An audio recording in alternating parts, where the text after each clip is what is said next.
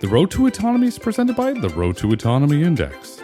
The Road to Autonomy Index is a rules-based equity benchmark index that measures the performance of a basket of global companies that are involved in the development and commercialization of autonomy. Institutional investors and fund managers are watching megatrends that are shaping investment opportunities today. These megatrends are creating thematic investment ideas and opportunities for forward-thinking investors. We believe that one of the biggest megatrends today is autonomy. That's why we created the Road to Autonomy Index, the world's first and only pure-play index to track the thematic investment opportunity in autonomy. Follow the Road to Autonomy Index on your favorite finance app by simply typing in the ticker Autonomy.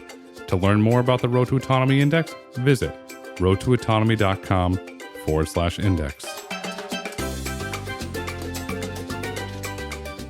Harry, over the last 12 months, Uber's outperformed the S&P 500 by 102%. Over the time period, Uber's returned to 125% as compared to 23% for the S&P. What's driving this outperformance? That's a pretty big outperformance.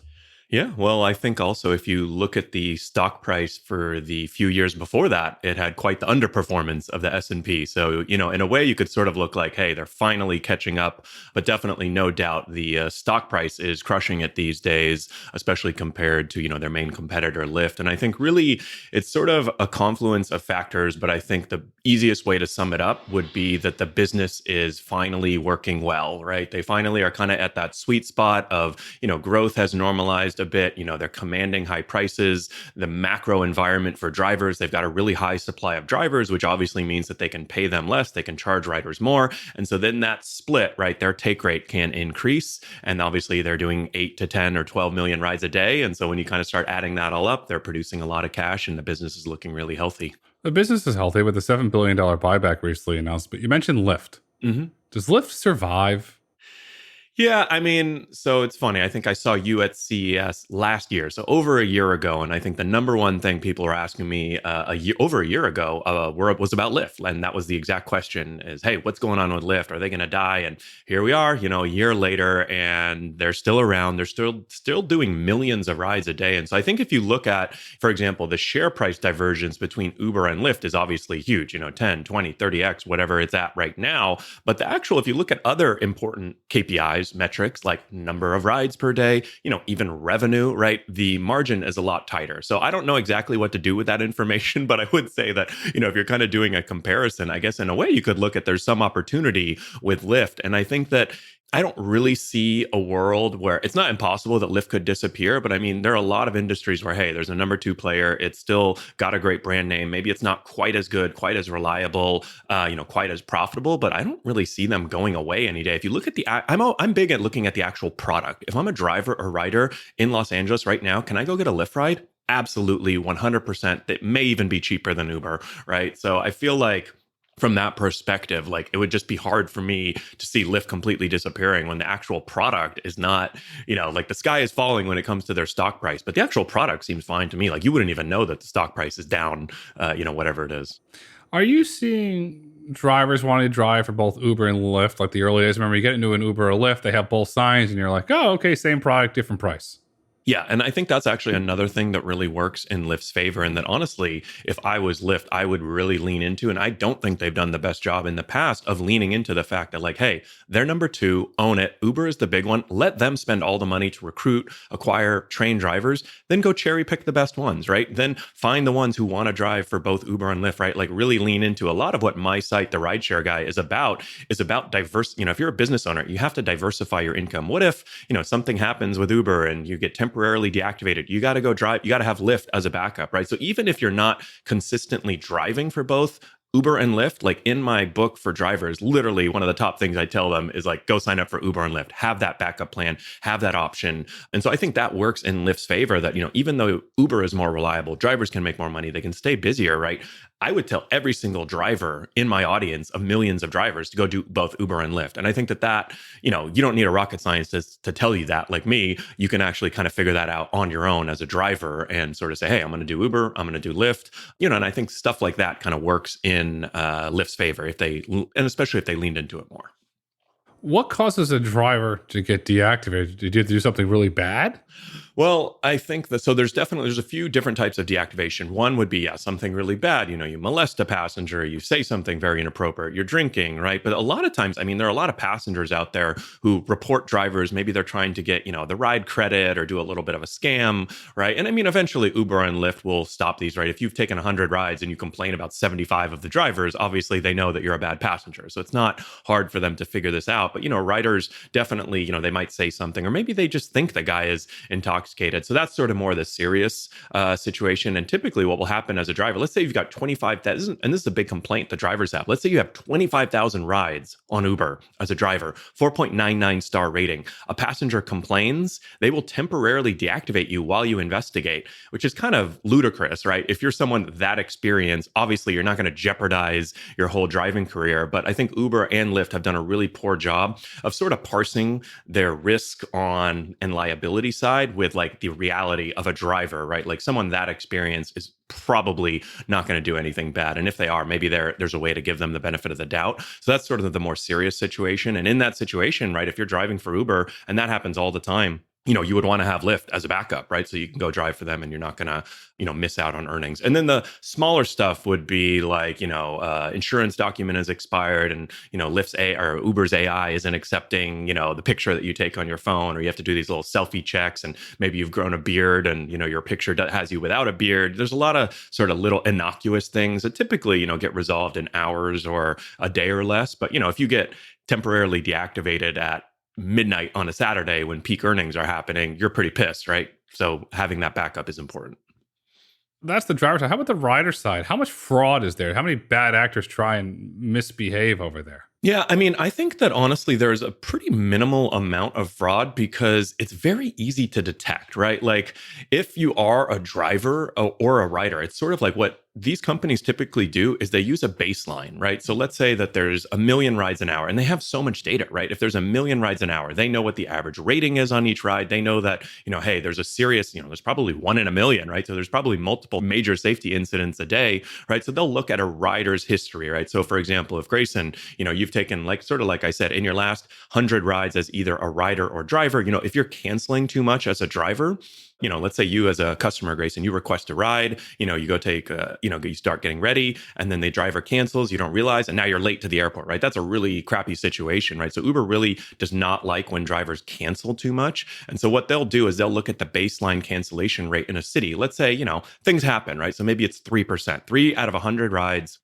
Traffic, some issue comes up, driver decides like, oh, I really don't want this ride. Like 3 out of 100. I don't know what the actual number is, but let's say it's 3 out of 100. Pretty reasonable. Things happen, things come up, right? So if you're canceling as a driver 6 out of 100 rides, Uber's going to start warning you and sending you notifications. Hey, stop doing this. This is a really crappy experience for passengers, right? And if you kind of keep going above that, right, they will eventually deactivate you. Now, drivers often complain that Uber doesn't do the greatest job warning you. Like they'll just deactivate you without warning you. So that's how it's supposed to work in theory, right? And obviously we know things don't always, work out like they're supposed to, but that's the idea behind it. And so you can sort of see that honestly, fraud is not super difficult to detect. And then, that's sort of one of the great things about Uber and Lyft is that they have these systems in place to detect bad behavior, detect bad drivers, to detect fraud. But, there's always ways around it. I did a little short on my YouTube and TikTok the other day that sort of was popular, and it was a guy, one of my buddies in Florida, actually, and he had a $150 ride at a Fort Myers, I believe, at the airport. He gets into the back of the Lyft car and the guy hands him the phone. He didn't really speak English, I guess. And someone on the other line says, hey, you got to pay this driver $150 in cash to get where you're going, right? Now, the driver, they probably saw that this was a long ride. Lyft maybe is taking a bigger cut. So they probably think, hey, let me try and, get this rider to pay cash. And so obviously, or not obviously, but my friend said, heck no, I'm not doing that. And he, got out of the car. And what the scam was that was really tricky, to be honest, was the driver never started the trip. And so he canceled it when this happened. And then my friend went to report it to Lyft and it didn't show up in his history because the driver never started it. So there are some edge cases like that, hopefully if someone's listening from Lyft, they'll figure this out and go fix that. And, then that driver will eventually, so eventually they're going to figure this out. But yeah, there are little scams and hacks like that, both drivers and riders are guilty of at times. The airport you're referring to is the RSW airport in Fort Myers, going West Coast, most of the traffic goes down to Naples. So I've been a victim of that scam, but I caught the son of a bitch. 3 times. I'm with my family. We're at Disneyland Paris. Yeah. And we're staying at this beautiful chateau out in the suburbs, and we're trying to get back to the chateau. So I order an Uber. 3 in a row. They pull up. You're paying cash, right? Nope. You're paying cash, right? Nope. You're paying cash. No, right? Interesting. Nope. And it took me to the 4th driver. So you and I have relationships with Uber, and I called Uber, and they said, oh, yes, we're well aware of the problem with Disneyland Paris. But it took 4 drivers to finally get me to somebody that was going to be honest and by the book. Yeah. So the honest by the book guy, he got a nice tip. Yeah. Well, if you sort of understand the economics and incentives of drivers, you'll kind of at least understand why they're doing this. Now, I think this is pretty shady behavior. And, I'm definitely telling drivers that they shouldn't be doing this. But the reason why they're doing it, typically, let's say airports or busy areas, it's a lot more work, right? At the airport, I saw the other day in LAX, there's a 200 to 300 driver queue, right? So that means you have to wait your turn. 200 to 300 drivers have to get UberX trips in front of you before you get yours. So you imagine that's a kind of a hassle. You got to wait. And then when you get that ride, obviously you don't want the guy that's going 15 minutes down the road, from LAX to Marina Del Rey. You want the one going to the Valley that's going to be $80, maybe surging, right? You're really kind of hunting for those longer trips. And then sometimes now with the system that both Uber and Lyft use on those longer trips and on those higher surge trips, they actually decouple what the passenger pays and what the driver gets. You used to get about 80% of what the passenger was paying, but now it's actually decoupled, right? So on those longer trips, the idea is on shorter trips, you get more, and on longer trips, you get less. But on the longer trips or the higher surge trips, that's where Uber and Lyft take their highest cut, right? So they might take a 40, 50, 60, 70. We've even seen as high as 80% basically take rate on certain trips, right? And the average is a lot closer to 30 to 40%, but there are trips. There's a lot of variability, right? So drivers, they see that one time and they're like, oh, hell no, I just did all the work. And, Uber took 75%. The next passenger I get, the next Grayson I get who wants to go far and it's surging, I'm going to say, hey, why don't you just pay me? You paid Uber 200. I only got 75. Why don't I charge you 125 cash? And, we both win. So that's kind of why, at least you understand why they're doing that, whether you agree with it or not. It makes sense. The ride was 150 euros, so it's $1.08 now, $1.09, so basically $170. So US, so that makes a lot of sense. JP Morgan estimates that the average Uber driver makes $33 an hour. Do you agree with that data?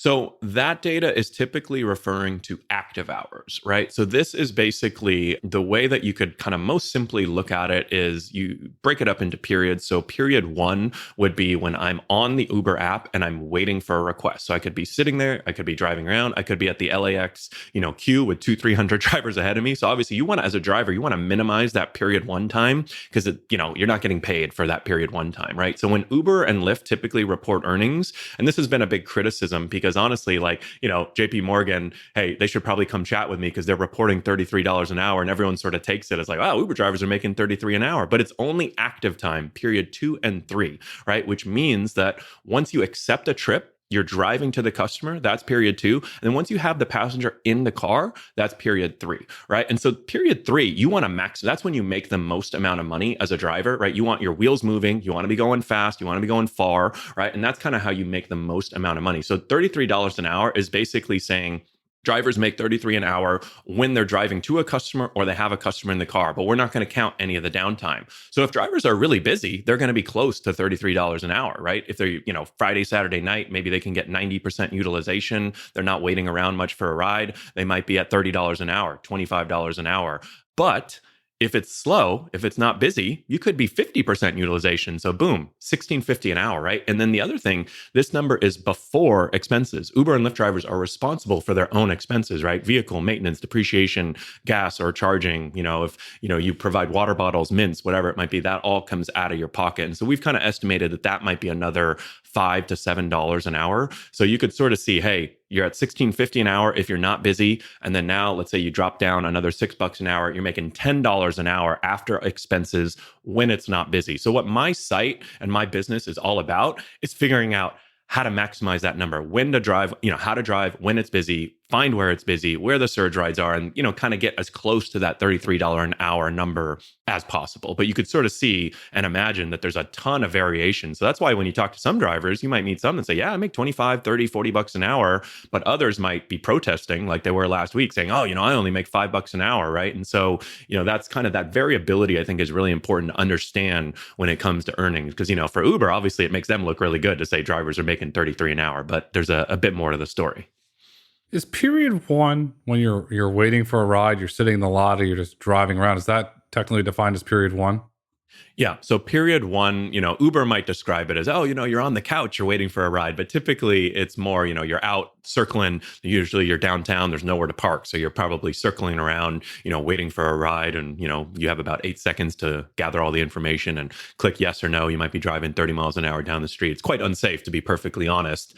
But yeah, that's period one. It's basically waiting. And on the insurance side of things, this is also the kind of gray area where Uber and Lyft provide no collision coverage to drivers and very limited liability. So as a driver, you might want additional coverage called rideshare insurance, which is basically like a 10 to 20% extra addendum cost-wise to your regular personal insurance policy. And then it just covers you a lot better during period one. Uber and Lyft provide great insurance, $1 million of liability when a passenger's in the car. But, when a driver's on their own, as you might imagine, it's a little dicier.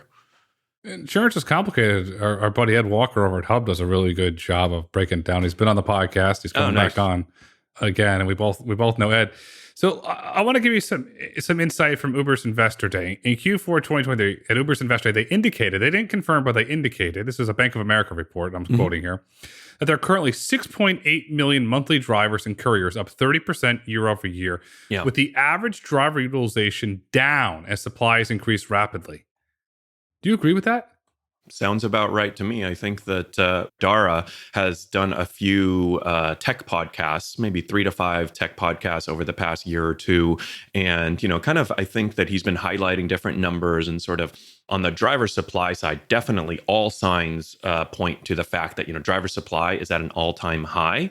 I think that, Uber has kind of reported this. And of course, from my audience, what we're looking at is, first of all, just how many drivers are complaining, and what they would be complaining about is the fact that like, hey, my utilization is down. Wow, there's a lot of other drivers on the road. And, it's tricky, right? Because it's a marketplace, right? So if I'm a driver and I'm out there, I'm not getting any rides. It could be for 2 reasons, right? It could be because there are 1,000 drivers out there and only 100 rides, or it could be that there are only 100 riders out there and on the demand side, right, there could only be 10 rides, happening and only 10 drivers, right? So it's sort of like you have to think about supply and demand. And what we look at on the supply side to understand how many drivers there are the weekly incentives that Uber and Lyft dole out to drivers, right? And so these are typically trip-based bonuses. So Uber calls them Quest, Lyft calls them Weekly Ride Challenge. And basically what it is like Uber and Lyft will say, hey, drive Monday through Friday during these times, and we'll give you a $2 per trip bonus, right? And so that's kind of the gist of the system. During the pandemic and during COVID, when they didn't have enough drivers, we were seeing $300, $400, $500, $600 weekly bonuses, right? To do 50 trips, 100 trips, right? So really high, up to $5, $6, $7, $8 per trip bonus on top of what you got from that ride, right? And this is when they were really desperate for drivers. And these weekly Quest bonuses are offered in the biggest cities, LA, Chicago, San Francisco, New York. In the tier 2 and tier 3 cities, there just isn't as much demand. And so they don't offer nearly as strong bonuses or no bonuses at all. And so we've really seen those bonuses basically from drivers. I mean, all I have to do is log into my Uber driver app and see, okay, what are they offering, this week? And then talk to 5-10 drivers in LA. And so there's been a pretty clear trend down in those bonuses. And then Uber has also, indicated that they've dropped that down. So I think it definitely makes sense. And, that's one of the reasons why I think Uber is in such a strong position financially on the supply side. They've got a lot of drivers. And so what that means is that, they don't have to be as concerned about utilization, right? So that 33 an hour that their active time that drivers are getting, right? That number, right? They don't really care if I'm a driver and I'm sitting there unutilized for 50% of the time, right? Because that's the kind of great thing about Uber and Lyft and using 1099, workers is you don't have to pay for that downtime. You only have to pay them when they're working. So you've got like this flexible supply. You can scale up to meet demand using surge pricing, but on the downside, you don't have to worry about that. So that's sort of why the business model is so beautiful, and kind of why they're printing so much cash these days. As Uber gets stronger, do incentives go away for Uber while Lyft, on the other hand, probably doubles or triples incentives to try and gain market share here in the United States? Yeah, I think that's a little bit of what we're seeing. I mean, Lyft's new CEO, David Risher, literally came out and said one of his big first announcements was that, hey, we're going to start paying drivers more weekly bonuses, more weekly incentives to kind of pull them away from Uber. And I think one of the kind of under the radar battles that happens on a week to week basis between Uber and Lyft is this battle for what we call power drivers, right? So 70 to 80% of Uber and Lyft drivers are part time. They do 10, 15, 20 hours a week or less. They're kind of people like me. They sign up, they might have another job. I might take a week on, I might a week off. Like, I'm not great for the companies. I'm sort of unreliable as an individual driver. In mass, though, we're valuable, right? Because it's like, hey, they can push a bunch of bonuses. I'm like, oh, I'll go drive Saturday night if I could get surge pricing or a bonus. But the full-time drivers who are doing 40 hours a week or more, like Uber doesn't advertise, hey, come slave away in your car and work 40, 50 hours a week and, for close to minimum wage, right? They sort of highlight the benefits and the flexibility. But there are about 20% of drivers who do a majority of the trips and miles on the platform. And they're the guys and the gals who are working 40, 50, 60 hours a week or more. And really what these drivers do is they allow Uber and Lyft to kind of have that baseline, right? So they establish that baseline. We know based off historical data and weather and all of that, right, in a given city, kind of what our baseline might be for demand. And so they kind of, if they're able to fill that with those full-time drivers, they use the weekly incentives to kind of lock you in like, hey, drive Monday through Friday and we'll give you a little bit of a bonus. Like even if it's a small amount, 50 cents per trip, obviously as a driver, if you're going to drive that anyways, you're going to kind of sign up for that bonus and it gives a little bit better forecasting to the companies. And so if I'm Lyft, that's kind of, again, right, like you can always maybe poach a little bit of these power drivers just by offering them a little bit higher bonus one week. And, that may not be sustainable because it might cost you a lot of money, but there is this kind of like active supply that, if or when you need it, and if you're willing to pay for it, you can kind of always grab it. What's the most common car that power drivers are using? Obviously, they're putting a lot of wear and tear on the car, a lot of miles. Yeah. Is there a certain, you see anything in your data? Yeah, I mean, we've done an annual survey going back, almost every year of the business. And typically the Toyota Prius has been one of the most popular vehicles for drivers. Toyota is by far the most popular manufacturer for rideshare drivers. So things like the Camry, a lot of the fleet owners who are buying and then renting vehicles to Uber and Lyft drivers on a weekly basis, I know that a lot of them love the Toyota Camry, sort of, buy a 2 to 3 year old used Toyota Camry, just off of the steep portion of the depreciation curve, only 5, 10, 20,000 miles, run it till it's got 100,000 miles, sell it and, kind of rinse and repeat. So I would say that's definitely popular. And then, the EVs have a lot of hype right now, but I think the EVs are kind of growing. I saw that in New York City, there's now 10,000 EVs on the streets out of about, close to 100,000 vehicles. So, I think definitely the more reliable, a lot of the Asian made OEMs that are kind of known for reliability and low maintenance costs and things like that. Because that's one thing that really creeps up on a lot of drivers. I mean, I'll quiz you right now, Grayson. How many miles do you think a full-time Uber and Lyft driver puts on their vehicle in a single week? 2,000 to 3,000?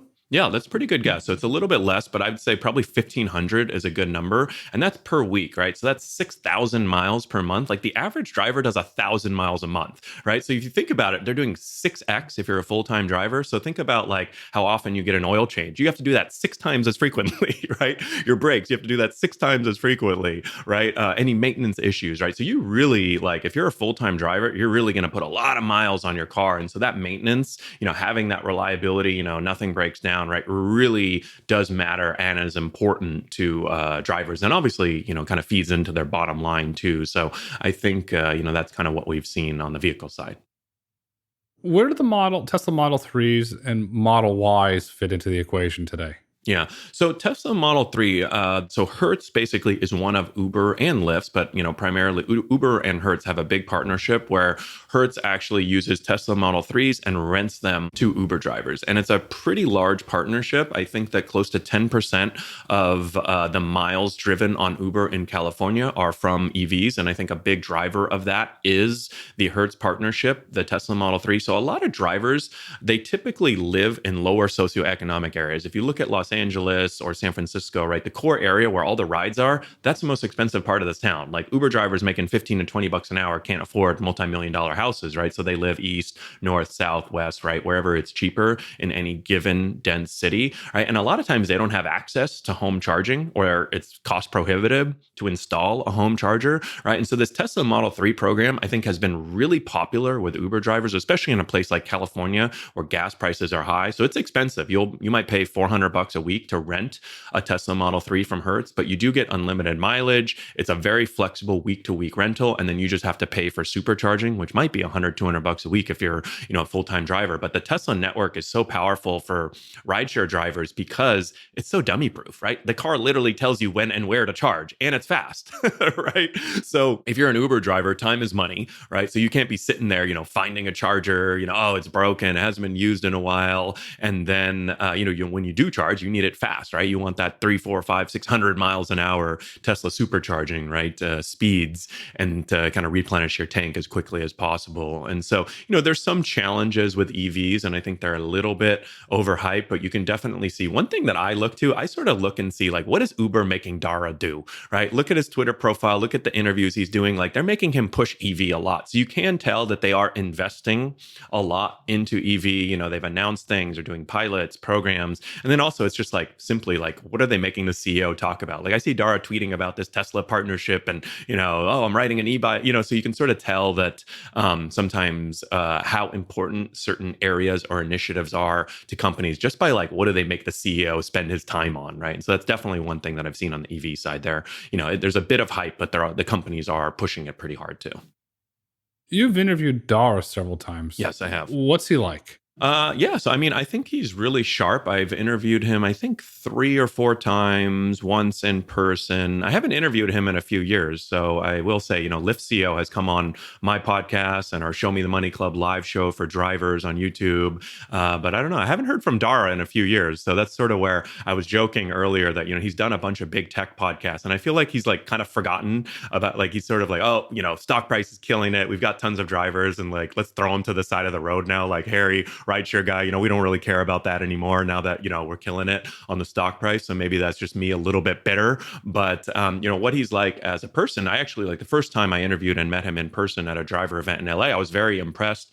Like, drivers probably think Dara spends, 24/7 thinking about drivers. But, as we've kind of talked about in this podcast, he's got financial, investors, drivers, riders, eats, Uber Freight, right? He's got a lot, political things. He's got a lot of different considerations as a CEO of, a multi-$100 billion company, and drivers are one piece. It's important, but it's only one piece. And so when I've interviewed him, I've been impressed with his knowledge and kind of detail of the driver situation. And maybe his team just does a really good job prepping him. But I have been impressed with kind of how much he knows about drivers, with the understanding that, like, this is only one part of his job. And, at the LA driver event we did, there were a bunch of drivers in the audience. And afterwards they were coming up, shaking his hand and, telling him like, oh, I had this issue, with a rider. And it was just funny. Like, you get the chance to, these drivers got the chance to talk to the CEO, and they're having like him resolve like very minor customer service type issues.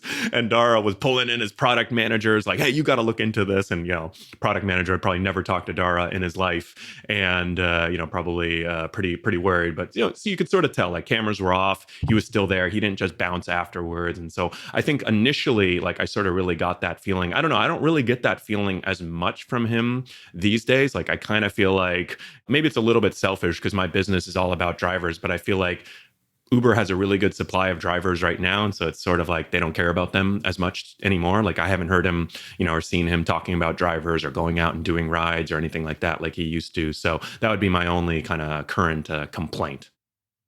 How are drivers feeling about him? Really great customer service at the driver event. How are they feeling about him today? Yeah, honestly, I don't think drivers have really heard from him in a while. So I don't know that they have super strong opinions of him as a CEO. I think that, there's, if you go on Twitter, you look at these strikes that happen, right? Like, there's always people, like a small number of people who are very loud and might be saying very negative things against the CEO, like, oh, he's making a ton of money and, the stock price is doing so well. So I think that that's a small number of very vocal people. I think the majority of drivers, honestly, like don't care about Dara. They're kind of out there doing their thing. Like what they care about is like, I need to make $100 by the end of the day, and I'm going to go out and give rides. And how can I get that accomplished as quickly as possible in as little time as possible? So honestly, like I feel that a lot of drivers don't really care too much about the CEO. They're kind of more concerned with their day to day and how do they make money and, kind of put food on the table. Do you see anything in your data or the interviews that you do with drivers where they take a X% of their earnings and buy Uber stock to have skin in the game, have ownership as they're the backbone of this company today? Yeah, I think this has always been a bit of a tension between drivers and the company is that, especially early on when it was a private company and obviously all of the early investors and employees made insane amounts of money. And, now with the recent surge in the stock price, a lot of employees and CEOs are again making a lot of money. And, Uber has tried some programs here and there in the past where they've doled out little bonuses or little stock, as sort of thank yous, but it's always been kind of a little bit of a one-time thing. And I felt like a lot more PR than reality. And kind of the reality for drivers though is that like they don't have a lot of extra money to invest in Uber stock, right? So they're typically they're working to kind of cover their expenses. A lot of drivers actually drive more based on goals, right? Sort of like I said, like, hey, I've got XYZ in expenses. I've got $200 or, I need to make $700 a week. And so I'm going to drive 7 days until I get to $100 each day. And so a lot of drivers kind of think about it a little bit more binary like that versus like holistically, like I'm going to make a bunch of money. I'm going to stock up in the summer when it's busy and invest in Uber stock. So I think in theory, that would be great. But really, I don't remember the last time I heard a driver tell me they invested in Uber stock, to be honest. Refreshing, scary, and sad at the same time. It would be a simple plan. You take 10% of all your after-tax earnings and you invest in the company that you drive for, because then you could start to generate wealth. I just think if you're putting your heart and soul to this. Honestly, I think it's a missed opportunity for Uber and Lyft. I think it would be a good way for the companies to really align interests, right? Like if I'm a driver and maybe they can't give away stock, right? But maybe they can facilitate it. They can nudge it. They can encourage it. Maybe they can set up something like I haven't seen anything, right? Like maybe at a minimum, it's like, hey, we'll set up, we just partnered with a brokerage company and we're going to do, no fee trades, right? So every time you want, you can take some of your paycheck and easily invest it in Uber stock for no fees, something like small that sort of like shows a token, right? That shows some skin in the game. Maybe they can't give you a share of Uber stock, or maybe they can, maybe once you hit 1,000 trips, they give you 1 share of Uber stock, like something that aligns interests. Because then I do think you would have more drivers kind of interested in the success and, kind of having that ownership, right? Like I think one of the complaints we've heard about Uber from customers and passengers is like, wow, the experience kind of sucks these days. You can still get a ride, but like, cars are old, drivers aren't making, they're trying to do cash rides, right? And so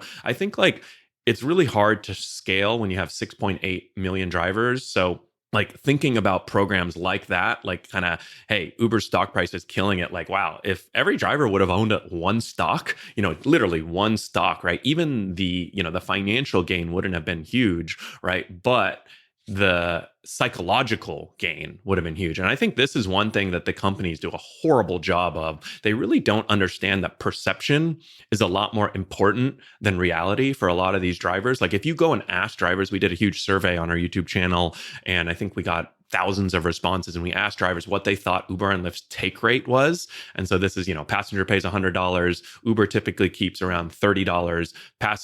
Drivers keep around $70 on average, right? But there are rides where Uber takes a lot, and drivers tend to remember those. And so when we surveyed our drivers, I think like 60% of drivers thought that Uber and Lyft's take rate was 50 to 75%, which is insane. It's like the opposite of that, And so you have all these drivers, and, Uber and Lyft do a horrible job of explaining the take rate. And so they all think that, like, how good would you feel about a company that took 75% out of every ride? You'd be like, this company sucks, right? And so obviously that's going to manifest itself, when people take rides. And there's still millions of rides happening a day. So it's not like it's a terrible product, but I just think that that would be a cool opportunity to kind of fix and work on if I were the companies.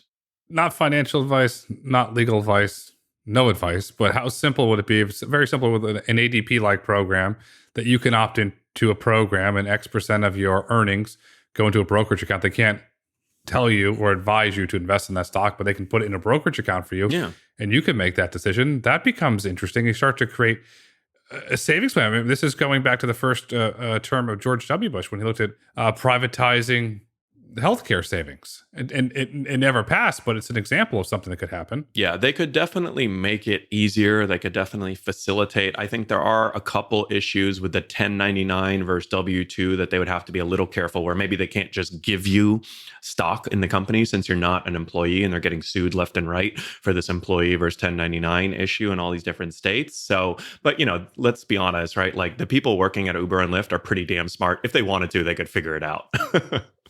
Yeah, it's called savings. Yeah. And that's a really good it's a really good political message. So you're fighting all these 1099 battles, especially in California with the Uber PAC. Well done on the PAC.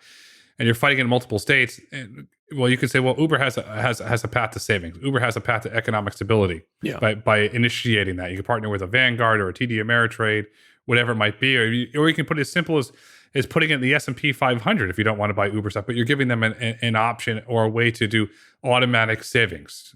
And they do the DRIP, dividend reinvestment plans. Away they go 10 years later. Wow, where'd that $100,000 come from? Yeah. Well, each percent of your check went there, and we know what happens with that. Overall, what are the biggest things that drivers would like to see changed on the platform? Well, I mean, I think that drivers always want to make more money. And honestly, I don't think this is that exclusive to gig economy. I think everyone wants more money. Like everyone literally always wants to make more regardless of their career or profession. And especially in work that is more frontline, that is more, hourly work, right? Typically these folks, if you're working in retail or restaurant, like you're not paid a ton of money. And so making more does have a big impact, right, on your life and your bottom line. And so that's always been the number one kind of complaint, I guess you would say, over the past 10 years. No matter what the economic situation is or anything, like drivers always want to make more. I'd also say that take rate, right? Like it's not a great feeling to go out and do a trip and then Uber or Lyft takes 75% of it. You had a lot of hard work, right? Like maybe you had a tricky passenger or a pickup, drop off, you had to wait, or, it was like not a fun ride, or there's some issue, right? And so even if it's only one trip, right, it's really easy for drivers to focus in on that trip because you see at the end of the ride how much the passenger paid, what Uber and Lyft took. And, so that's not a great feeling. And so that take rate is an issue. And then I think also around some of the sort of like, I would call it like deactivation and safety issues, right? So typically taxi driving was a very dangerous job. It was one of the top 10 most dangerous jobs, according to the Bureau of Labor Statistics, the BLS. But Uber and Lyft, they have an extra layer of security. It's digitized, right? So it's safer, but you're still transporting, drunk people. They may not be using a real account, or maybe a friend called the ride for them. And honestly, it's the drinking, right? There's obviously Friday, Saturday night. A lot of people are drinking, right? You're picking. I've personally felt scared picking people up, 2 a.m. Saturday night in Los Angeles in a dark alley.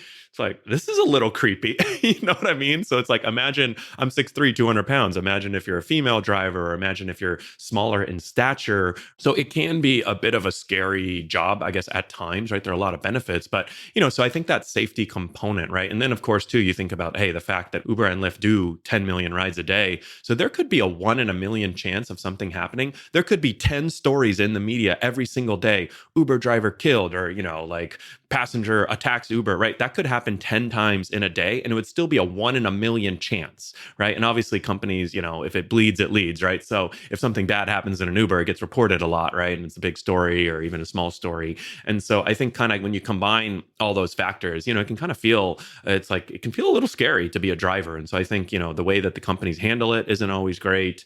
In my book, for example, I encourage drivers to use a dash cam, not only to record themselves, but, when a passenger gets into the car, they see a little blinking light, they tend to be on better behavior, right? So there's definitely things you can do to mitigate that. Like having, drivers are not trained at all, right? They legally cannot be trained as 1099 drivers, which is not great because then you don't know how to handle. Like we have a lot of strategies for drivers about diffusing situations. Like, Grayson, you get into my car with an open container of beer and I don't say, hey, jerk, throw that out, right? Like that's how you start a fight, right? I would say, hey, I'm a crazy driver. Like you probably want to finish that drink before you get in the car or it's going to spill everywhere. I might crack a joke or something like that. Or I might say, hey, Grayson, I don't mind if you finish that beer and then we can go, right? Like, why don't you finish that beer and then I can take you to your destination, right? Which is a lot better than saying like, throw that beer out, right? So I'm sort of putting the onus on the customer now. Like, obviously you don't want to wait around, right? While you finish this beer, you want to get to your destination. So you're going to say, okay, I'll throw this beer out. Like I kind of incept that into your head. They're like, oh, I'll throw this out so we can get moving, right? So there's like small strategies and things like that you can do. And honestly, I would say probably 90 to 95% of drivers don't do any of that type of diffusing the situation, right? And kind of walking that fine line. It's tough, but also, they haven't received any training. So playing psychological jujitsu with them. And you're doing a really good job at that. They could read that all on your blog. Is that where all the data is? Do they sign up for one of your courses? Yeah, I mean, probably the actual training piece, typically on our website and YouTube, we're doing more kind of news coverage and interviews, the kind of more training. We have a course that we sell for Uber and Lyft drivers that's pretty inexpensive, $60 or $100. And then my book probably is the kind of most efficient and cheapest. And Amazon always seems to love discounting my book. I feel like I've seen it for like $1.99, which is kind of a slap in the face for $2 for, a book that I work so hard on. But, we've got all the sort of A to Z for drivers of how to, kind of handle challenging situations. But really, it's more about the principles, right? It's kind of understanding, like for drivers, we have a whole, one of the most popular chapters of my course is the training, like how to provide 5-star service. And it's kind of a combination. Like we call it you have to be the captain of your ship, right? Like they can't walk all over you, but they also get to rate you. So how do you walk that fine line where like you tell them what they can and can't do, but you can't let them do whatever the heck they want. And you can't also be a dick about it because then they might leave you a low rating. So that's sort of, what's kind of fun about, educating drivers. You have to educate. The dash cam, give you a great example. That's one of the things that led to the downfall of Travis. Was the dash cam and his misbehavior in the back seat. It was caught on video. Yeah, well, and I actually heard from a Lyft employee who said that they don't like dash cams because, if you're a passenger, it can feel intrusive, right? Like, hey, is this guy live streaming to YouTube right now? Are they recording my conversation? Like, I don't, so I think that's one maybe reason why the companies haven't pushed dash cams as hard. Maybe they're, again, it's a marketplace, so it's tough, right? Like you have to balance financial, safety, et cetera, concerns of drivers, riders, and the company. And the interests aren't always aligned, right? Like if I'm a driver, I kind of want as few drivers out on the road as possible. I want as high a surge pricing as possible, right? Riders want as many drivers, and Uber probably also wants as many drivers on the road, as low as surge pricing as possible, right? But on an individual level as a driver, I want to make as much money on this next trip as I can, right? So there's always some inherent tensions, I would say, in a marketplace like this. Dash cam, you can have Uber taxi cab confessions. You have Lyft taxi cab confessions, the HBO show from the 90s that had, let's call it interesting programming around that. Somebody could be terrified around that. That brings up a really good point is the privacy issue. On the privacy issue, I think one of the big driving factors for the adoption of autonomous vehicles is going to be there's no driver, there's nobody listening to your conversation. How many times I won't take a call in an Uber or a Lyft. I exclusively use Uber. I won't think take a call, there's actually going to be way more technology, cameras, and listening because one of the things I always joke about autonomous is that like how are they going to handle the pukers, right? So like right now someone gets into the car, if they puke in my back seat, I immediately take pictures, report it to Uber. If you puke in an autonomous vehicle and they don't have a way to record audio and video, how do they know, right? It's like they're going to rely on the next passenger to say they puked, and then the passenger before will say, oh no, it was the guy before me, right? And it's like a very simple situation where honestly, like I think they will have to have cameras and audio. So maybe I guess if you trust Waymo, for example, to not do anything with that data, but I would actually say there'll probably be more recording in every single vehicle. You'll just have to kind of, as a customer, it'll depend more if you trust that company or not. They turn it on when you're in the vehicle and they notify you. I could see it, and I'm not a Waymo employee, but I could see a time after the Waymo vehicle leaves, does to do a scan of the vehicle to see if there's puke or if you left a bag there. It's a really interesting. Munich Re has the original insurance contract with Waymo for in-vehicle loss. If you leave a laptop in the vehicle or you leave your backpack, and they're able to notify, and that was insured for. So perhaps there is a scanning technology. Yeah. From a driver's perspective, how are they thinking about it? Well, how much? Yeah, that's probably how they might do it. But, it's like, all right, how much does it cost to now do a scanning? So that's sort of one of the interesting things, maybe a good future podcast with you and I. It's like there are a lot of manual situations that right now drivers can just handle in a second. It's so easy, right? I look in the back seat before every passenger gets out. Did they leave anything? Did they puke in the back seat? Did they make a mess, right? Did they damage the vehicle? It takes me 1 second or less, and like any driver can do it. Like if you have to install some scanning technology in an AV, like how much is that that going to cost? How well is that going to work? So there's sort of like a lot of these like manual, the pickup. I did a post on LinkedIn that was popular, and I talked about pickup and drop offs. Like that's the most challenging part of being a rideshare driver. You're downtown Los Angeles or San Francisco. There's nowhere legal to pull over and park. That's why they're double parked everywhere, causing traffic, causing chaos, right? Like, is Waymo going to be allowed to like program in that they can break the law and park in a red or, double park? Like that would be, I'd be very surprised if like it's programmed in or negotiated with law. Like it's sort of like an unwritten rule as an Uber driver that you can do that, right? But you're technically breaking the law, right? So like our AV is going to be about to like legally break the law. So there's sort of like interesting little scenarios like that. And honestly, that's two right there, but there's probably dozens. It goes back into what Argo was developing with naturalistic driving, where you want to blend into the community. You don't want to be a part of the community. We worked on, years ago, this in Beverly Hills, we worked on the drop-off and pickup zones. It's a big issue that's going to have to be overcome, but the technology is coming. Uber's clearly leaning into it. Dara made a lot of really great strategic moves. He dumped Uber ATG. He dumped Uber Elevate. And now he's operating it purely as a platform. So you can hail a Waymo today on the Uber app in Phoenix. You can have Uber Eats deliver motion autonomous vehicle in Santa Monica. What are your thoughts on Uber's autonomy strategy now? Yeah, I mean, I think it's definitely making sense to be a platform. You mentioned the Waymo integration. I think the emotional one, though, for example, it's still like there's still a driver in the car. So I am always a little, skeptical. It's like, oh, we're launching autonomous rides. And I said, well, is there a driver in the car? If it is, it's not really autonomous to me yet, right? Like Waymo, I'm here in Los Angeles. They're actually riding around town with no drivers. Motional, I haven't seen the same. So that's just my little pet peeve. But, when it comes to Uber's strategy with AV, I mean, I think it's kind of a no-brainer. I mean, it's easy to look back and say it was stupid to kind of try and develop AV technology. And I did feel that way at the time, and I do feel that way now. But I think if you understand the perspective of a founder like Travis Kalanick, like everyone told him Uber was a dumb idea when he was doing it, right? Like if you're building a startup, especially one that's this disruptive, it's going to sound like a bad idea, right? And so it was like he was kind of validated, like, well, this was actually a pretty good idea. Okay, now I'm going to go do AVs. Oh, everyone's telling me this is a bad idea. We shouldn't do it. I'm like, I was right last time. I'm going to do it again, right? And so it's really, I think that was one of the biggest things that when Dara came in, he kind of grew everything up, right? There's that, it's really hard to make that pivot as a founder, kind of have the mindset, us against the world, right? When you kind of start becoming $100 billion company, at a certain point, you kind of have to pivot, right? Away from growth and crazy moonshot things into more like, hey, let's make money. Let's get rid of all the junk that's not working, right? And so I think that strategy that, Dara has really focused on and professionalized really of kind of, hey, rides, eats, Uber Freight, like, even Uber Freight is pretty small. Like they're pretty focused now on, especially even rides, what makes them the most money. So when it comes to AVs, yeah, I think it's a no-brainer to integrate. And I think this is one thing that a lot of folks in the AV side have not thought about, the fact that like, why am I going to download this Waymo app to go and get a ride, or any AV app, if like they only have 15 cars or 100 cars in Los Angeles? Like I'd rather go to the Uber app and like, yeah, okay, if a Waymo's available, great, I'll take it. But if not, I need someone to pick me up. I need to go, right? Reliability is so important. And when you own a fleet, especially an expensive fleet of AVs, if you have enough supply to meet peak demand, Friday, Saturday nights, you have way too much, right, for Tuesday afternoon, right? So I almost feel like AVs and human fleets have to integrate, at least at the start, in order to kind of work and be successful, and especially be profitable, right? Because that's the other, the kind of profitability in the business model of AVs is like that hasn't even been touched yet, right? Because everyone's still focused on getting the technology down.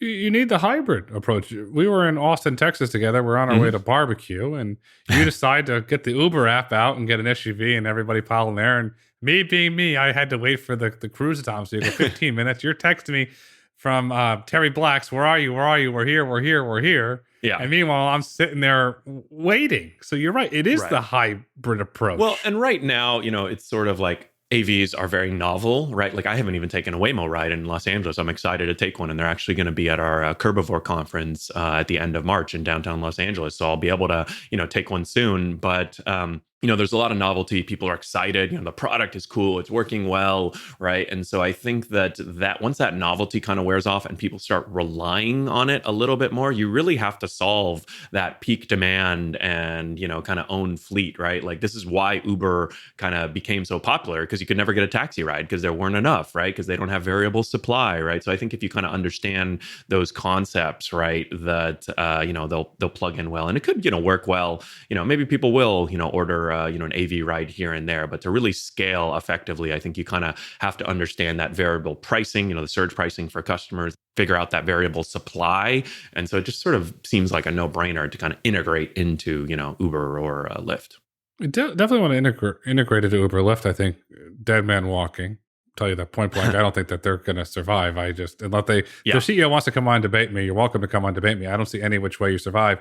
And you can't make a mistake like you made on your earnings to sent the stock up and then sent it down from a decimal point or fat thumb or whatever term you want to use that really caused that issue there. Well, I don't know what the downsides. I guess the only downside is if they're going to get sued from that. But if they're not going to get sued from that, I think it's kind of a funny mistake. But like, I don't know, is there a big downside if they don't get sued? Is there really a downside? It's like, oh, we said it was 50, but it's 5, or whatever, 5, but 0.5, right? So I don't know.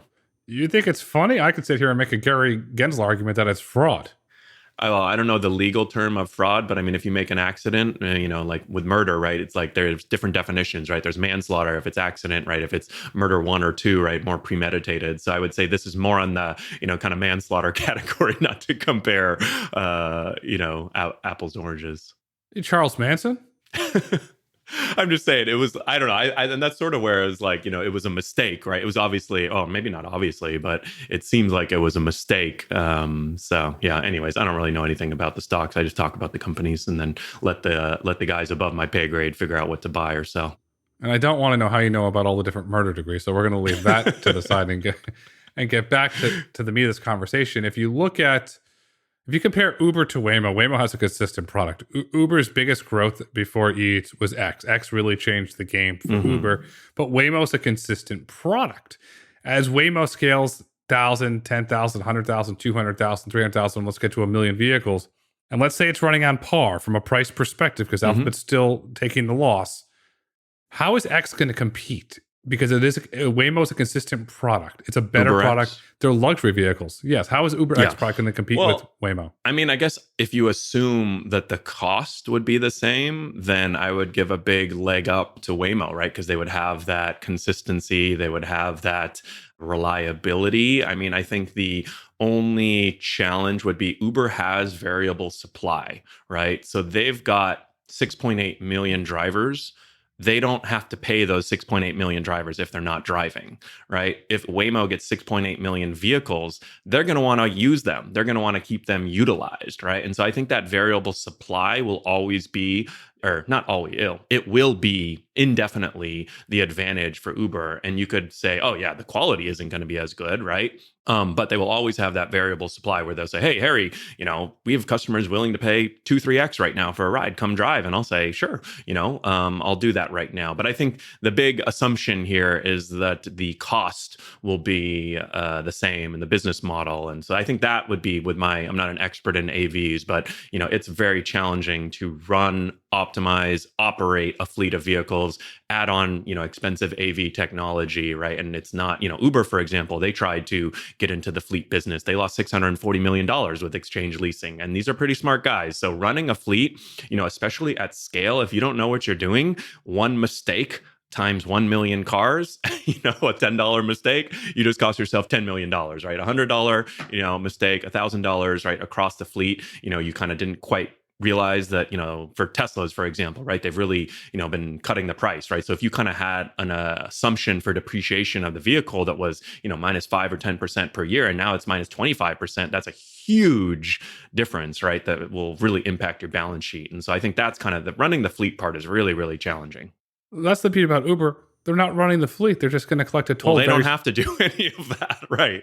So I think that I guess that variable supply, and I kind of include in that not having to worry. I mean, what if there's, let's say you're a fleet owner and you've got, a million Teslas, and there's an actual recall, not an over-the-air recall. There's an actual recall, and you have to now, take all of your vehicles off for 1 to 2 hours and coordinate and work all that. With Uber, they just tell drivers, hey, yeah, if you've got a Tesla, you got to do this. And now it's on the driver to do it, right? And they kind of let them worry about it or not. And this is actually an issue because a lot of Uber drivers don't, do the recalls. So Uber has so it's like good and bad, right? That's the beauty of the Uber business model. It's a platform. How do you see Uber expanding their platform in the future? What's the next great growth cycle for Uber? Yeah, I mean, I think that rides are definitely the most profitable. And I think that's because on the customer side, you don't have any great alternatives, right? If you're out at the bars on Friday, Saturday night, how do you get home? You're going to call a taxi? No, you're going to call an Uber. You're going to press a ride for an Uber, right? If you called me and asked me for a ride to the airport, I would, say, what? Take an Uber. Why would I take you to the airport, right? So it's sort of like they're ingrained in certain areas that are, where customers are willing to pay a lot of money for those Friday, Saturday night rides. They're willing to pay a lot of money to get to the airport or to get home. And so you don't have a lot of great alternatives there. And then on the food delivery side, I think it's obviously a big growth engine for them, but I think there are a lot of great alternatives for customers, right? They can order groceries, they can order in, they can pick up the food. There's, like they can kind of make food at home. They can go out to dinner instead of ordering in, right? For about the same cost, right? And so it's not that it's a bad business. You just have a lot of alternatives. So there's a limited pricing power that you have if there's all these great alternatives, right? And so I don't really see food delivery as a sector in general as being a big profitable sector. Maybe they can kind of make some money off advertising, but it's not going to be like rideshare where they can charge the customers a lot, pay the drivers a little, and keep that big spread. So as far as like their growth engines, like I'm not really sure what it might be,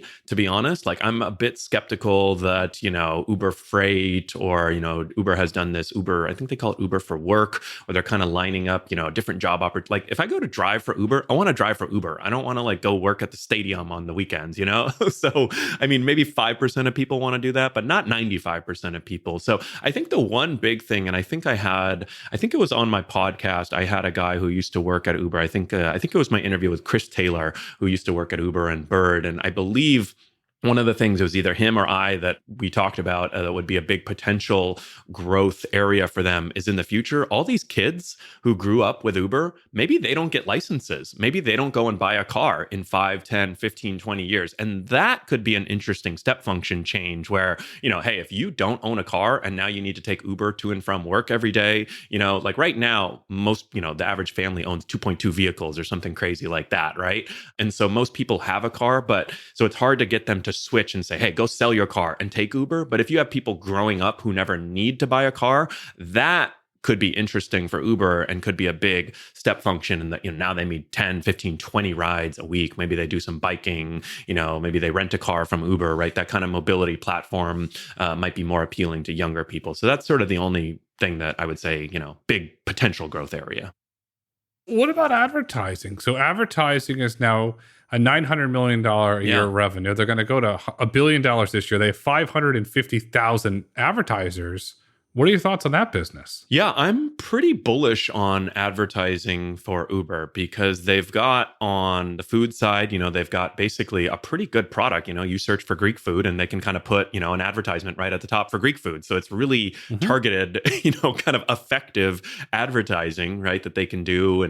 And I think on the ride side, they've kind of done a lot more what I would call high impression ads until this point, right? Where it's basically like, hey, they do 12 million rides a day. Let's show an ad to every single person who orders a ride, for the new Tom Cruise movie coming out. It's like, I don't care about Tom Cruise. I don't care about action. It's going to be very low, sort of follow through or intent from these, but they show it to 12 million people. So it kind of works on an impression basis. I think they've got some really interesting opportunities to do more targeted, more intent based ads, right? Like, Grayson, you're going to the Beverly Hills Hotel. What about going over to this other hotel and we'll give you a 10% off coupon for that restaurant? You know what I mean? Like, kind of seeing where people are going. They're going to a bar. Let's show them, okay, Budweiser just had a bunch of issues, in the media. Let's start showing people right before they arrive at their bar. Let's pop up a notification. Like, don't forget to, try our new beer, or, to try a Bud Light, or, hey, here's a coupon for going to this bar, and, we can give you, $1 off your beer when you walk in. So I think there's a lot of more trip-based intent advertising that they can do. And there's a lot of surfaces they can advertise on too. They've kind of acquired or partnered, companies that are doing, above car advertising, sort of on the roof, in-car advertising. There's startups we've seen in the past that are doing audio advertising. So like the music that you play in an Uber, you can get paid to do that. There's, kind of flashing on the side, right? There's all these like different surfaces that they could monetize basically if they want to. So I think that's kind of a lot of opportunity for them.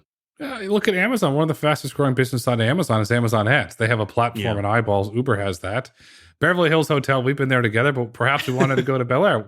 Would you like to go to the Hotel Bel Air, our sister? So then I just gave an ad for the Dorchester collection right there. So they could pay for that impression.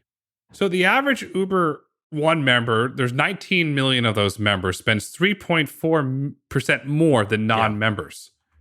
What can that unlock? To me, that's a whole, we talk about advertising, but that could be a whole experiences platform that gets unlocked there. Yeah. So I think one of the things that Uber loves about food delivery is that it's high frequency, right? How many times do you have to eat a day?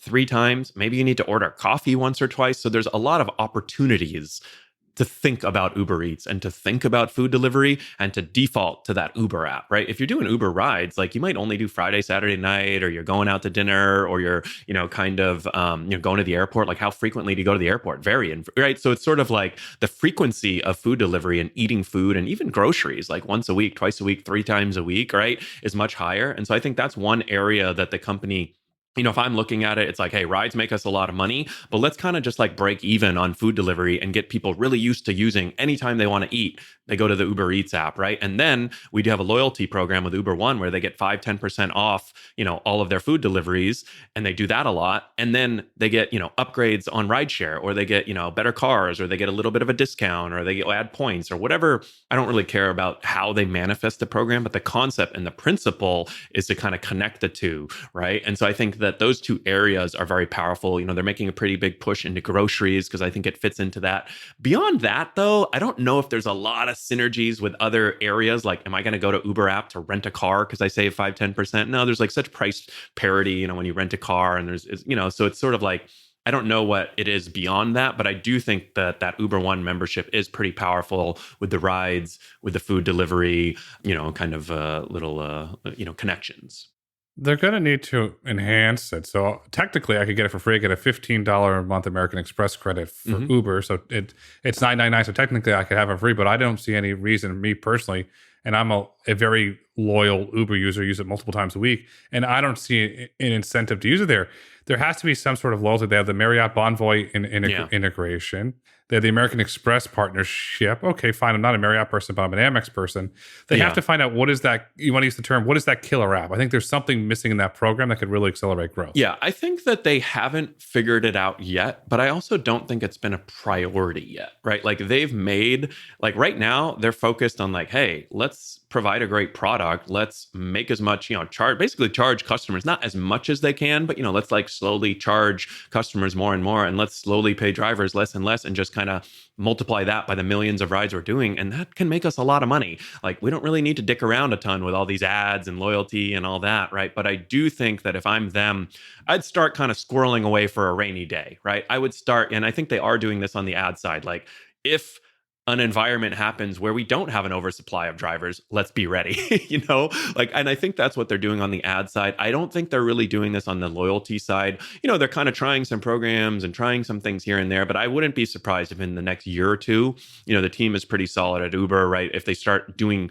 really trying to find like what is compelling for riders, like someone like you, the average person, or maybe the average person who's not in tech or media, like I gotta take an Uber because like, how do they get that airline level loyalty? Like right now they're here. How do they get up to that airline level loyalty where people are like, oh, I freaking hate American Airlines, but I'll fly them because I'm gold and there's like a 1% chance that I'll get upgraded, right? Like they need to aspire to that. And I think there's opportunities to do that. Maybe it's like upgrade to a Tesla for free if something's available, upgrade to a black car, right? Like maybe there are, they've tried a lot of this stuff in the past, but I don't think they've quite figured it out. Again, it's like that perception of value. Like, where can they figure out where the highest ROI is on the perception of value, where people are like, I have to take an Uber every time because I care about the environment and I get a free upgrade to a Tesla. You know what I mean? I don't know exactly what it might be, but I do think that there's like a lot of cool opportunities for them to play around and, probably use AI and, some smart people and algorithms to figure it out. So I guess I'm kind of, convincing myself that I'm pretty bullish on the business in terms of, the advertising and some of these loyalty opportunities and things like that. And, I guess their stock price reflects that too, because they're, it's up there.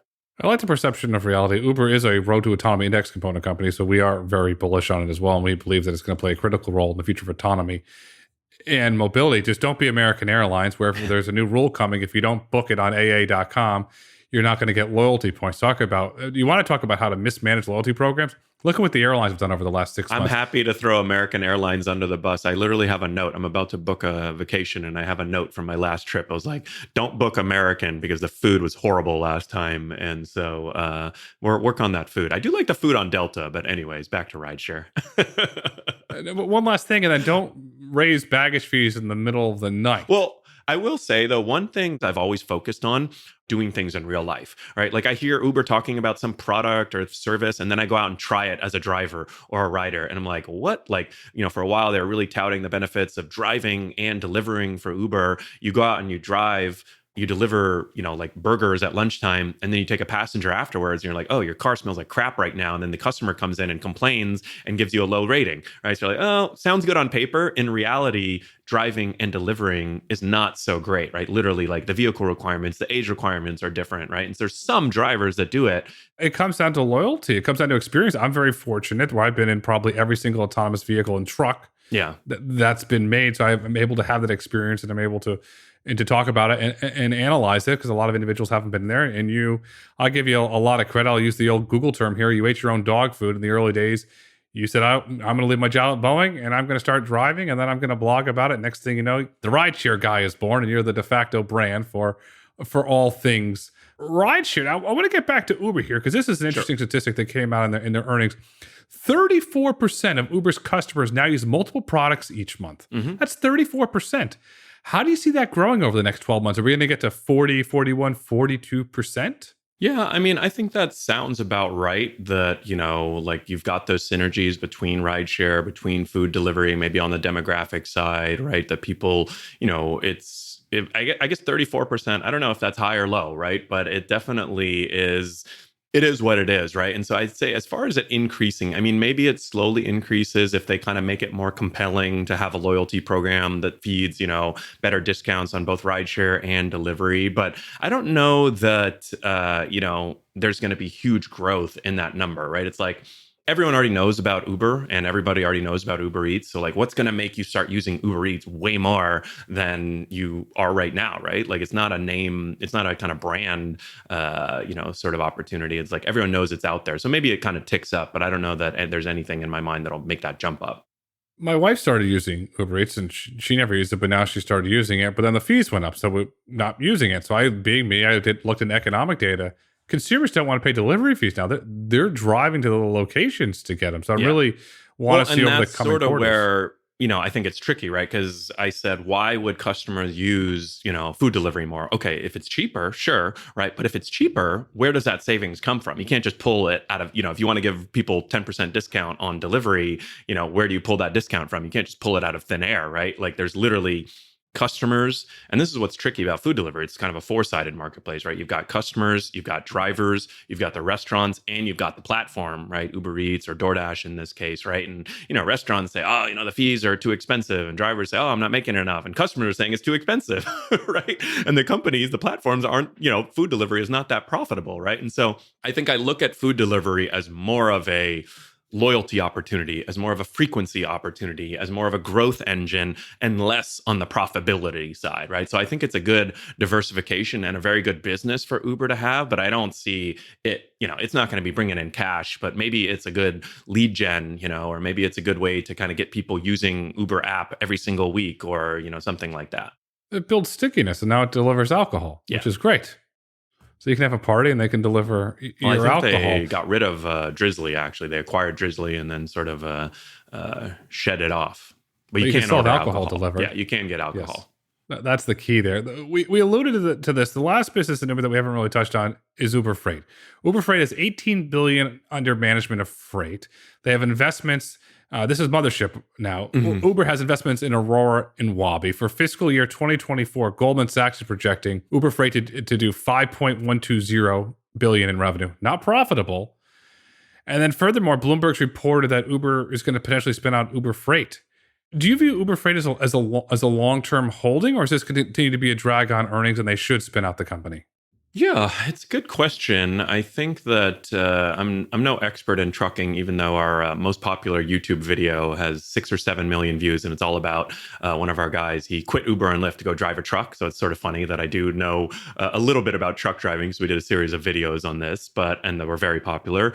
I don't really see any synergies between Uber Freight and the core business of giving rides and delivery. So I guess I don't know that it really, I guess from like a business perspective, like I don't know that it really makes sense to kind of have it as part of Uber the business. Like, so maybe it should either be sold off or spun out, and might be like a nice little windfall, right, if they can sell it for a decent amount. But I just don't really see any synergies into what they're building. So I don't really see it as a bad thing, but I also don't see it as a good thing. And so for the sake of simplification, it seems to me like it should be gotten rid of, but hasn't happened yet. So I don't know, maybe they're just kind of waiting for the right time. I don't see it in, let's call it Uber 2.0 under Dara. I don't see it fitting. I like the Uber Freight business for the long term. I don't like it inside of Uber proper. But the thing that's really confusing, Uber's just led Wabi's soon to be announced round with Bank of America for $50 million US. Mm-hmm. And Uber proper has the investments I said earlier in Aurora. So they're making investments into autonomous trucking companies. They have this platform. So it says, okay, we're really not going to spin it out, but yet Bloomberg's reporting and Uber confirmed they are exploring it. It just seems that Dara's kind of caught between her crosshairs here. Yeah, I mean, it might also be the fact that, hey, this is a good asset and they just kind of want to get the best price for it, or, and so it's like until the timing is right, like it's not a big drag on things maybe, or maybe it's sort of like kind of a bit of a random investment, but a good one, so it's sort of just about finding the right time to get rid of it. I agree. Uber Freight has a bright future. Yeah. Harry, in your opinion, what is the future of Uber? What is the future of Uber? Well, I think that, they're kind of in a much more mature growth phase of the company, right? So we're not going to see anything explosive, anything crazy, just sort of slow and steady. And I think in a way, they're a little bit of a function of the macro economy also, right? Like right now, if people have money to spend and they're, willing to pay for rides, they're going to take Uber rides. And if there's a bunch of people that need work, oh man, Uber is a great opportunity. If you've been laid off or if you need quick access to cash, like not a lot of people realize that you can literally go sign up to drive or deliver with Uber. If you're doing delivery, you'll be approved same day. Sometimes you can go out and do your first delivery and have money cashed out instantly in your bank account, like from the beginning to the end of the day, right? And it may not be a ton of money, but having that kind of opportunity is not going to be changing anytime soon. And so I sort of see them continuing to sort of grow slow and steady in rideshare, in food delivery. We kind of highlighted maybe there's a big growth opportunity in the future, but over time, but it's not going to happen overnight, with kids, for example, kind of defaulting more to Uber and other mobility options. So I sort of feel like it's like, hey, it's going to be one of these, big mature growth type companies. I don't really see anything disrupting it anytime soon. And, so maybe it's kind of more in that, cruising, slow and steady phase of its life cycle. Slow and steady wins the race at the end of the day. And you're helping drivers. No, it's not. And you're helping drivers optimize their earnings, optimize their performance. If there's, my audience is not drivers, but there's people that are interested. If they're interested in learning more about the Rideshare Guy, where can they go? Definitely. Well, we're on basically any box on the internet. If you type in the Rideshare Guy, or if you type in anything about driving for Uber and Lyft, for those who are kind of most interested, our website and our YouTube channel are primarily geared towards drivers. So there's a lot of interesting content there and learnings. And then the podcast that I do, the Rideshare Guy podcast, has a little bit more of a focus on industry topics and interviews and executives. And when I get folks like, Lyft CEO or Uber CEO, if he ever comes back on my podcast, that's where it will be published. Well, there we go. So if anybody from Uber's listening, the message is to Dara. Harry and I would like to co-interview Dara together. We'll distribute on both of our platforms. I'll take the autonomy side. Harry will take the ride-sharing side. Dara, let's have the conversation. Let's have you tell the economic growth story of Uber. Harry, as we look to wrap up this conversation, what would you like our listeners and viewers to take away with them today? Yeah, I think we covered a lot of different topics. And I think that for me, this intersection of rideshare, I'm interested to see, intersection of rideshare and adjacent verticals, whether it's EV, autonomy would be a good example. Like, I'm no expert in autonomy, but I do think it's kind of interesting to see how this existing rideshare industry plays with autonomy, right? Because they're going to be pretty tightly linked, whether it's, sort of more product issues, like how do you handle pukers and how do you handle pickup and drop offs at an AV, or if it's more broad, like how do you integrate the fleets, right? And so I think this is a topic that I'm pretty interested in, and I think will be pretty exciting and a lot of opportunity, because I don't think we're going to see a situation where it's like AVs over here and rideshare over here. They're going to be pretty closely mingled in a lot of different aspects going into the future. It's going to be a hybrid network. That's why you and I will continue to have these conversations. The future is bright. The future is autonomous. The future is Uber. Harry, thank you so much for coming on the Road to Autonomy today. Thanks, Grayson. If you've enjoyed listening, please kindly rate, review, and subscribe on your favorite podcast platform. Want to get in touch? Follow us on Twitter, Instagram, and YouTube at Road to Autonomy, or email podcast@roadtoautonomy.com. The Road to Autonomy podcast is produced by the Road to Autonomy, LLC. The views and opinions expressed at the Road to Autonomy podcast do not necessarily reflect those views of the Road to Autonomy, its subsidiaries, its shareholders, directors, investors, or partners. The content discussed on this podcast is for informational purposes only. It should not be taken as legal, investment, tax, or business advice. Nothing is a recommendation that you purchase, sell, or hold any security or other investment, or that you pursue any investment style or strategy. The content of this podcast is presented on an as-is basis with no warranties, express or implied, of any kind. Financial mentions about companies in the Road to Autonomy Index and discussions about the Road to Autonomy Indexes are for informational purposes only and should not be relied upon when making any investment decision. Furthermore, an inclusion of security within the Road to Autonomy Index is not a recommendation by the Road to Autonomy Indices, LLC, to buy, sell, or hold that such security, nor is it considered to be investment advice.